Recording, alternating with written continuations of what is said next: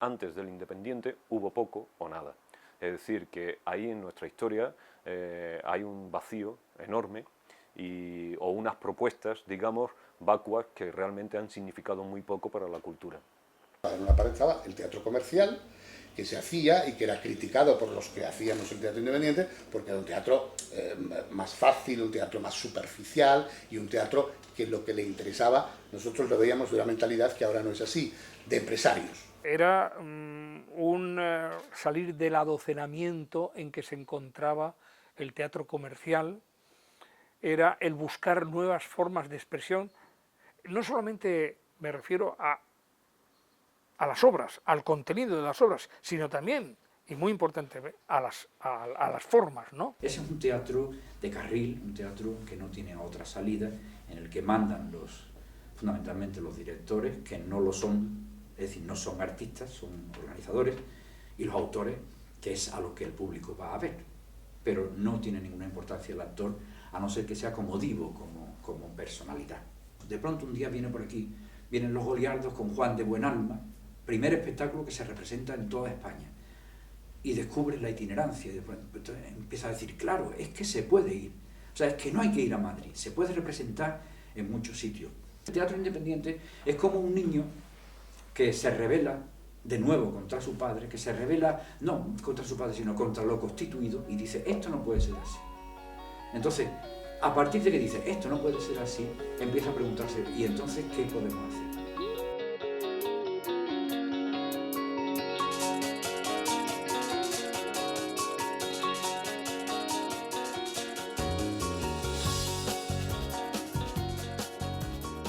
El primer grupo independiente constituido como tal es Goliardos, porque se constituye casi con todas las características de lo que conformaría el movimiento global de teatro independiente.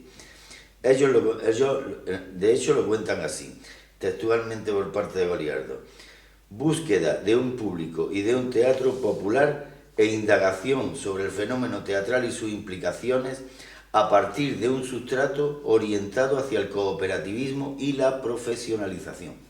El gran motor del teatro independiente está no solo en el aspecto de renovación teatral, sino también en la aportación a los cambios sociales y políticos de la España del momento, en unas circunstancias realmente extraordinariamente difíciles. Bueno, en general, la desnudez en el mensaje, eso es muy importante, la desnudez en el mensaje, ser capaces de decir las cosas sin demasiada prosopopeya, sin demasiado adorno. A nivel formal también es muy bonito el comienzo de una nueva luminotecnia, de unas nuevas técnicas, de una nueva música. Comienzan a meterse músicas extrañas a lo que era, diríamos, los apuntes musicales de la comedia normal.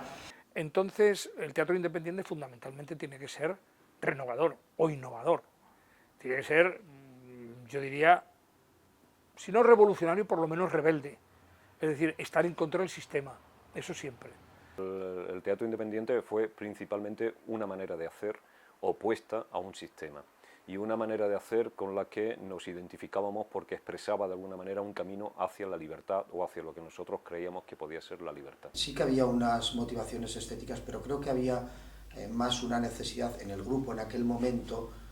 Ellos estaban más preocupados de querer decirle a la gente cosas que no se podían decir, y se utilizaba el teatro como medio metafórico y como un medio de llegar al pueblo de otra forma. En los años 60 en concreto y buena parte de los 70, donde podemos hablar realmente de teatro independiente, lo que llena el teatro en Granada es fundamentalmente el teatro universitario, y después esa continuación que en un momento determinado ya se empieza a desarrollar el teatro independiente, pero sobre todo el teatro independiente que nos viene de fuera, que nos viene de fuera fundamentalmente a través de la universidad.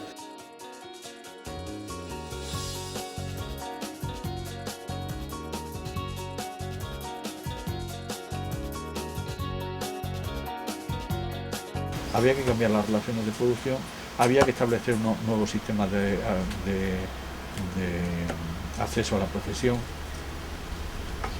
había que abrir la nómina de autores, es decir, eran palabras en realidad. El manifiesto de Esperpento no era nada más que digamos, el pensamiento profesional secreto de mucha gente puesto en unos papeles. No era ningún invento genial, ni descubríamos el Mediterráneo. Poníamos en un papel lo que todos pensábamos y sentíamos aquí, en Zaragoza, en Madrid, en Barcelona, en cualquier sitio, ¿no? La estética de lo borde surge fundamentalmente cuando estamos haciendo la farsa y licencia de la Reina Castiza. Si, digamos, los maestros en métodos o sistemas de concepción del espectáculo están en Brecht y Stanislavski, nosotros, desde el punto de vista formal, a lo que queremos acercarnos es un teatro popular. Y en la búsqueda del teatro popular, nosotros creemos que en Andalucía, o creíamos en ese momento en Andalucía, hay una manera de trabajar que es como en el límite de la realidad, que casi muchas veces, oyendo un lenguaje a personas mayores de pueblos que son analfabetos desde el punto de vista literario, pero enormemente cultos desde el punto de vista vivencial, te encuentras con que estructuran pensamientos y frases que están más cerca del surrealismo que incluso del realismo. Es decir, cómo un pueblo ha creado una cultura muy sólida, en el sentido que ha buscado muchas formas culturales que muchas veces están en el límite o en el borde de lo que es la cultura oficial. Bueno, pues esa es la estética de los bordes, es la búsqueda de una estética propia, autóctona, sacada de nuestras raíces y que trabaja siempre sobre los límites, sobre el borde. La palabra borde, a su vez, tiene la doble significación de que juegas con el borderío. Y entonces nos pareció, más que la estética de los límites, del límite, la estética de lo borde. Porque realmente en lo borde hay mucho de esa estética que buscamos. El método de análisis del espectáculo era el método del análisis por incidente, era la parte más del teatro épico, del teatro, y el método de trabajo de puesta en escena, de trabajo de actor, era las distintas variantes por los pasos locales, con todas las variantes que hubiese tenido cada uno de lo que podíamos llamar método Stanislavski. Y luego pues, fuimos incorporando para otros montajes pues, a Meyerhold, la biomecánica, y tuvimos que ponernos bastante al día. Muchos, por circunstancias distintas, unos viajaban con más asiduidad al extranjero por nada que fuese teatral, y luego la compañía, por distintos momentos, tuvo que hacer giras por el extranjero, y entonces veía también mucho teatro y se estaba al día de las revistas, se estaba al día un poco, ¿no?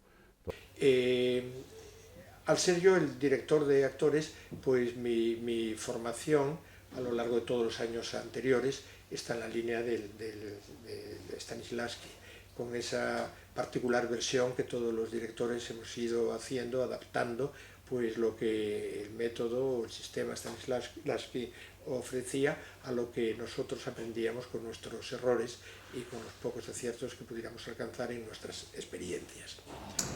Sí, nosotros tuvimos la suerte también de conocer un poco el método William Layton, y entonces, antes de forma intuitiva también, lo conocimos también en la compañía esta profesional que se creó en los años 80, los comediantes de Santa Marina, dirigidos por Paula Gardocchi. Esta Paula Gardocchi fue alumna directa de William Layton, y entonces ahí conocimos el método. Había un formato que era el establecido, digamos, al principio del teatro independiente, que era este de obra colectiva, dirección colectiva, los nombres puestos en lista, sin papeles, sin roles, sin cometidos dentro del espectáculo. Todo lo más que podía pasar es que si venía alguien de fuera más desligado, se le nombrara aparte como tal, como, yo qué sé, como sastre o lo que fuera. Pero normalmente era muy así, pero esto no respondía exactamente a la verdad. Verás, respondía a la verdad, porque todo se debatía, todo se discutía, todo se tomaba de común acuerdo, digamos, pero se reservaban los roles de la dirección, de la actuación, de la escenografía, de tal, porque si no aquello hubiera sido un poco el caos absoluto, ¿no? El primer punto de ese método teatral era, de alguna manera, vehicular las fuerzas para ponernos un poquito de acuerdo en torno a algo que fuese medianamente común, lo cual a veces no era tan fácil. Había una cierta vocación general, pero en todos los sectores, de hablar mucho y reunirnos mucho. Estábamos todo el día de reuniones y todo el día hablando. Y cuando no nos reuníamos para reunirnos, y cuando no nos citábamos para citarnos. O sea que había muchas reuniones y mucho hablar. Entonces, en cierta medida, la metodología era un poco intuitiva, colectiva. teniendo en cuenta que el fenómeno surge en plena dictadura, la connotación de teatro independiente yo creo que se vincula directísimamente con la lucha por las libertades democráticas. Éramos partidarios de la libertad por encima de todo, libertad de expresión por encima de todo, y por lo tanto también la pluralidad de las manifestaciones artísticas. Y en ese sentido podemos decir que hemos sido un colectivo marcadamente de izquierda, con miembros afiliados a distintos partidos, pero donde la militancia política en los partidos era un tema que no se trataba directamente. Aquí hay una frase de Alfonso Jiménez, dice en entrevista con Joaquín Arvide en 1971, dice: Laborde era para todos nosotros lo popular, la estética de Laborde, la que empezó a plantear el Esperpento. Dice: Laborde era para todos nosotros lo popular. Solo a Bernabé, de Teatro Estudio Lobrejano, se le ocurrió que podía ser lo político. Y no era un militante político, sin embargo, sí tiene un concepto social y político del teatro, así que eso es evidente. 73, 74, 75, pues eran unos años muy politizados, donde todo tenía una carga. Entonces, pues, tanto en el teatro, en el arte, en la literatura, pues había una corriente muy fuerte del arte como compromiso.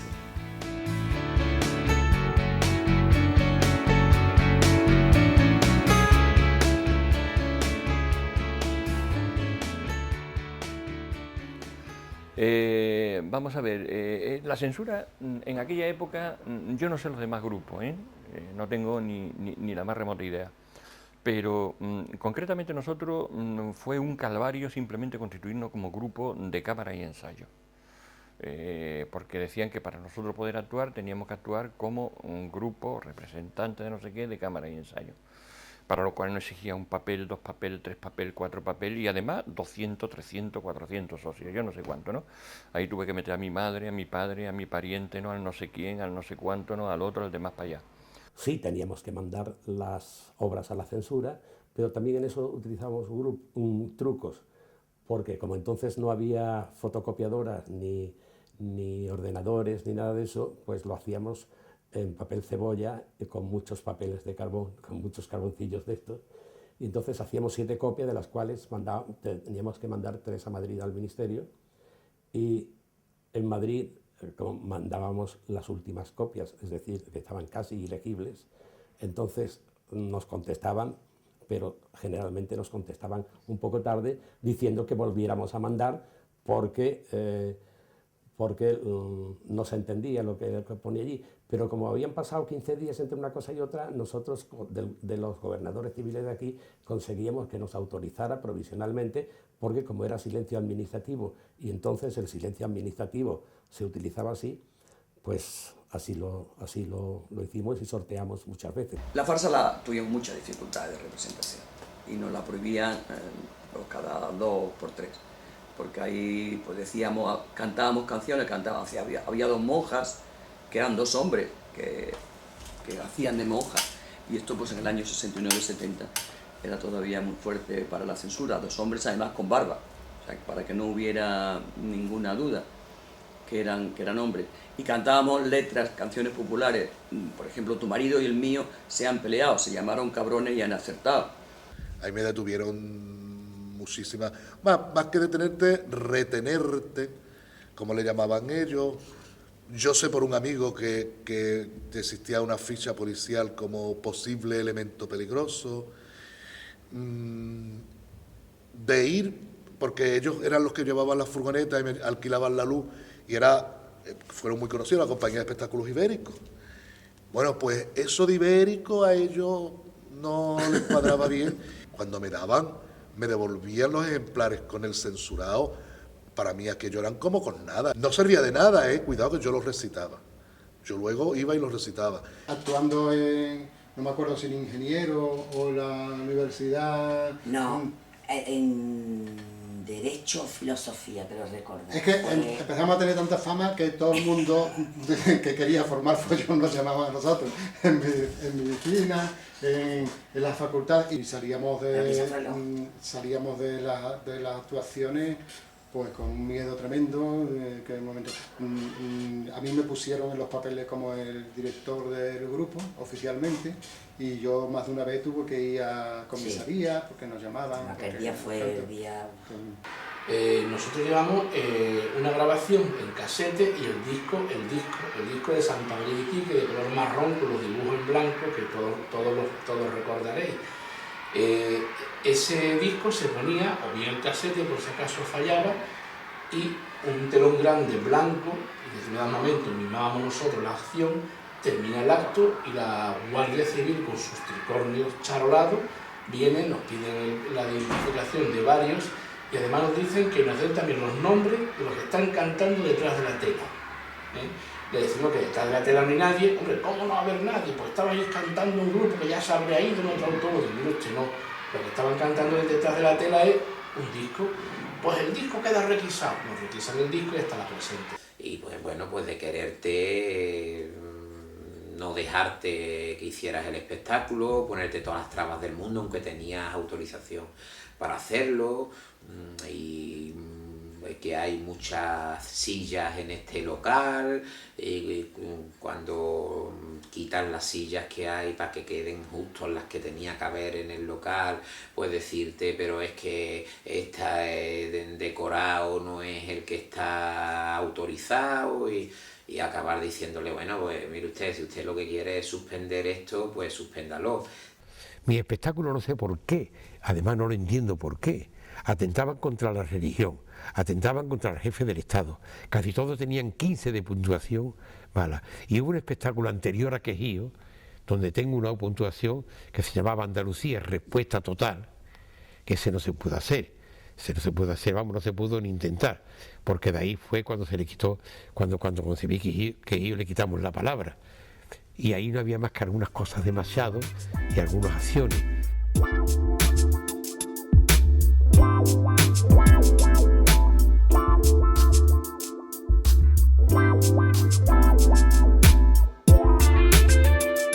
Es que muchos de los autores estaban prohibidos, la mayoría, o sea que los que podían interesarte, Jerónimo López Mozo estaba prohibidísimo, incluso autores españoles que no eran del momento estaban también muy prohibidos, entonces era más fácil burlar la censura con un autor como Samuel Beckett y eso, porque dice, bueno, este autor escribe en un país que no es este, no tiene referencias a lo que está pasando en España. El teatro independiente generalmente era una labor de tipo colectivo que casi siempre apelaba más a sus propias creaciones que a representar obras, digamos, en el formato tradicional. Y además, a través del teatro independiente surgieron también una serie de autores, los inmediatamente posteriores a la generación realista, con un sentido crítico enorme. Andalucía había sido barrida, ¿no?, del mapa teatral. Entonces teníamos que empezar a crear clásicos, teníamos que empezar a introducir teatro de repertorio, teatro de autor. Entonces siempre combinamos las dos cosas. O sea, creaciones nuestras y después teatro más de autor. Eran en base a conflictos que nosotros, a sentimientos y conflictos que nosotros teníamos, que vivíamos, que eran como más cotidianos.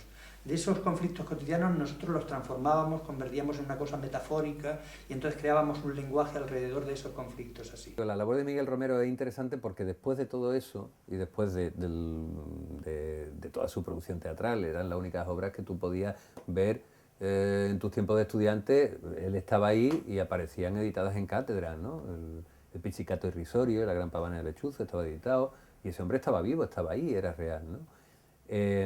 Y después es el que se hace con la dirección de lo que será el primer festival internacional de teatro.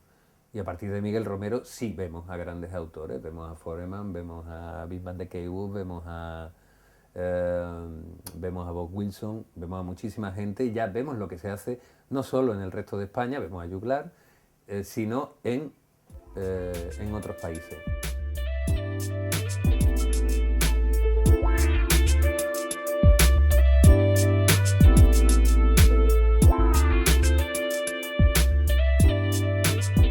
Yo, a finales de los 70, que fue cuando yo me incorporé, recuerdo que la primera gira que yo hice por la provincia, el panorama era desolador, pero al mismo tiempo con una ilusión por parte de todo el mundo, de la gente que iba a ver las funciones, con una necesidad terrible de tener teatro, de tener actividades culturales en los pueblos. Y entre otras cosas porque se quería establecer unos lenguajes para tus vecinos, porque las aspiraciones que aquí se tenían eran muy locales, muy inmediatas. No se soñaba tanto con ir a representar al extranjero, con ir a representar incluso a otras provincias. El teatro independiente en Málaga era muy local. Y las pretensiones que se tenía era de hacer teatro a la salida de las fábricas, de hacer teatro en las plazas de los barrios, de hacer un tipo de teatro, digamos, de acercar el teatro al vecindario. Esas eran un poco las perspectivas y las ideas que se tenían, ¿no? Bien, nosotros trabajábamos para un público muy heterogéneo, aunque bien es verdad que buscábamos el contacto con un público comprometido que encontrábamos en las universidades, que encontrábamos en las asociaciones de vecinos, que encontrábamos en las programaciones que efectuaban los sindicatos y que encontrábamos en el mundo de la emigración fuera de España. Pues nosotros en principio el público, nosotros en principio decíamos que nos dirigíamos a todo tipo de público, ¿no? Y de hecho hacíamos espectáculos que no tuvieran mucha complicación. De hecho, cuando hablábamos de la oposición del teatro independiente al teatro de cámara y ensayo, era precisamente con esa idea, ¿no? Lo que ocurre es que luego, claro, tú a la hora de trabajar no te ponías ninguna cortapisa desde el punto de vista de la libertad. El teatro, para que verdaderamente sea popular, tiene que ser un teatro hecho desde el pueblo y para el pueblo. Rompiendo con lo que era lo lógico dentro del teatro en aquel tiempo, nosotros pasábamos de eso, porque entre otras cosas no teníamos perspectiva ninguna de que se nos contratara en ningún sitio ni nada, sino que simplemente lo hacíamos porque queríamos expresar cuál era la realidad social que nosotros estábamos viendo, y la expresábamos de la manera que nos parecía más creíble, sería la expresión. Se pusieron de moda los coloquios que los pidió el público, porque había veces que lo que montabas era cualquier ñoñada, ¿no? El coloquio que había con el público era lo interesante en términos, entre comillas, políticos. En Andalucía se actuaba en tres tipos de espacios. Los viejos teatros que todavía existían en algunas ciudades, como por ejemplo el caso de Lope de Vega en Sevilla, estaban sin remozar, digamos, tal como nos lo encontrábamos. Otro grupo de espacios eran salones de actos de colegios mayores universitarios, en general, de distintos tamaños, con distintas dotaciones, etc. Y el tercer grupo era ningún sitio, o sea, eran sitios donde en una determinada población ponían a tu disposición. Actuábamos en cualquier espacio, claro. Nuestro espacio natural era pues las plazas de los pueblos, fundamentalmente. Las plazas de los pueblos, las asociaciones de vecinos, sitio de los más dispares, ¿no? Actuábamos muchas veces pasando la gorra, muchas veces. Yo he visto reacciones en el público en mi época que para mí eran sorprendentes. O sea, yo no entendía cómo la gente se sorprendía con lo que estábamos haciendo. Y sin embargo, por lo visto, para mí era tan familiar lo que estaba haciendo que no tenía intención de sorprender, sino simplemente de mostrar lo que a nosotros nos gustaba hacer, que cuando veíamos la sorpresa en el público nos quedábamos asombrados. Y otra de las maravillas del público de entonces, que era tenía que ser un público mucho más inteligente. Un público que decodificara códigos que no eran específicamente explícitos, porque si eran demasiado explícitos, eran prohibidos.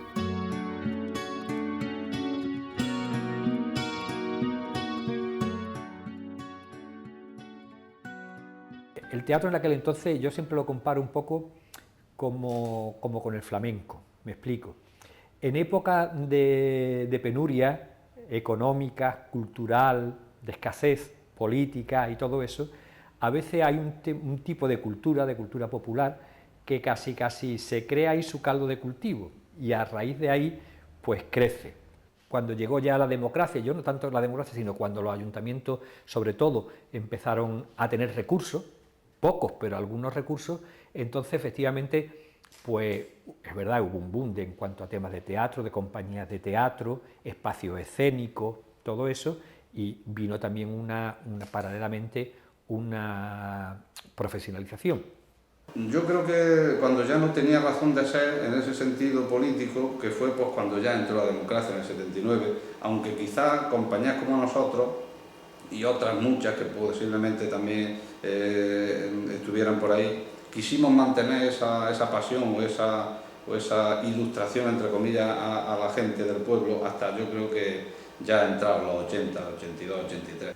Gracias a esa cantera de profesionales y a esa manera de ver las cosas, con todos sus inconvenientes, sus sombras y su fracaso, pues ha servido para que lleguemos a esta época con una capacidad mayor de público. Primero se creó público y en segundo lugar una red de profesionales que sería imposible entender. Yo diría que la edad de oro del teatro español, en lo que tenga de oro, procede en su mayoría de los profesionales y de la gente que nació con el teatro independiente de los años 60, 70, se diga lo que se diga. Que el teatro representa muchísimo en mi vida.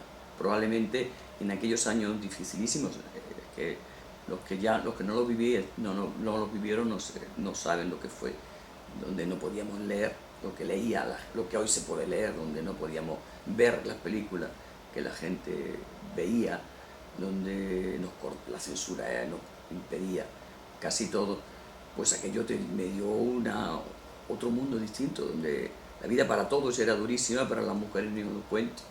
Estoy contento de esa experiencia y además personalmente me aportó mucho, ¿no? Fue importante en mi vida, vamos, que yo creo que para la de todos, ¿no? Porque eran unos momentos, estábamos saliendo de una situación, al fin y al cabo, la mayor parte de familias conservadoras, burguesas, más o menos, y tal y cual, y todas esas experiencias que había que vivir, que se hubieran vivido de todas maneras, se vivieron más intensamente dentro del grupo, ¿no? Lo que sí recuerdo de esa época es como algo increíblemente hermoso. Algo que te llenaba, no solo por el hecho de hacer lo que te gusta, que era teatro, sino porque sabíamos que en muchos de los sitios a los que íbamos era la primera vez en 40 y en 50 años que se veía una función de teatro. Yo pienso que fue fundamental, porque se entendió que el teatro podía ser una herramienta eficaz para cambiar la situación social.